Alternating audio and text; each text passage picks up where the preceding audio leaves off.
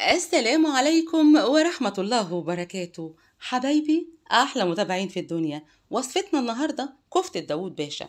هنعملها بطريقة سهلة لذيذة واقتصادية جدا.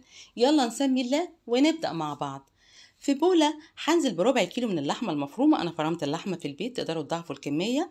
هننزل عليها ببصلاية متوسطة فرمينها ناعم، صفينها من المية بتاعتها وهنشيلها عشان أقول لكم هنعمل بيها إيه بعد شوية. معلقة صغيرة من الملح، بسيط من الفلفل الأسمر. دي توابل اللحمة، لو ما كانتش متاحة ممكن نستخدم خلطة السبع بهارات. نص معلقة صغيرة من الثوم البودر، بسيط من القرفة، مقدار معلقتين من البقدونس الناعم، وعندنا معلقة من دقيق الرز، تقدروا تستبدلوها بالبقسماط الناعم. وبنعمل التركاية دي علشان نعمل كده ربط للأنسجة بتاعة اللحمة بتاعتنا علشان ما تفكش. بس عايزة اقول لكم يا جماعة، بجد لما بنفرم اللحمة في البيت بتبقى يعني الأنسجة بتاعتها أقوى شوية، فما بتفكش بالفعل معانا. بعد كده، بعد ما خدت معانا حوالي دقيقتين، هنجيب بقى زي ما قلنا مية البصل اللي قلت لكم يا جماعة شيلوها من شوية على جنب، شايلينها في بولة. هنجيبها دلوقتي وهنستخدمها واحنا بنكور او بنصبع الكفتة بتاعتنا، زي ما انتوا حابين شكل الكفتة هتبقى عاملة ازاي. انا هعملها الكرات متوسطة الحجم، زي ما هتشوفوا معايا كده. بضغط الاول على اللحمة بتاعتي وبعد كده بعملها الكرات. بعد ما اخلص الكمية كلها زي ما هتشوفوا معايا، هجيب الدقيق بقى وابتدي اعفر كده الكفتة بتاعتي. مش عايزين نستخدم او نهدر دقيق كتير. الحركة دي تبقى حلوة قوي لانها بتعمل كده صوص حلو قوي لما بنيجي نعمل الصلصة بتاعتنا.